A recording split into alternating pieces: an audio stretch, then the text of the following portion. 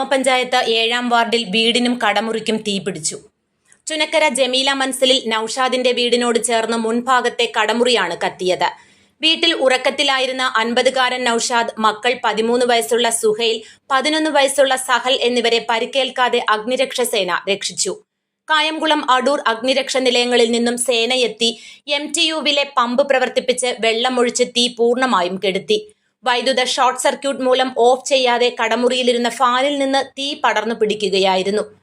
തീപിടുത്തത്തിൽ കടമുറിയുടെ മുൻഭാഗം പൂർണ്ണമായും കത്തിനശിച്ചു. വീടിനുള്ളിലേക്ക് തീ പടർന്നില്ല. കടമുറിയിലുണ്ടായിരുന്ന തട്ടുകളിൽ സൂക്ഷിച്ചിരുന്ന വസ്തുക്കളും ഫാൻ, വൈദ്യുത ത്രാസ്, മറ്റു ഉപകരണങ്ങളും കത്തിനശിച്ചു. ഏകദേശം 1 ലക്ഷം രൂപയുടെ നഷ്ടമുണ്ടായതായി കണക്കാക്കുന്നു. News desk, Adoor news. Life line heart institute, നാടിന് നല്ല ഹൃദയം.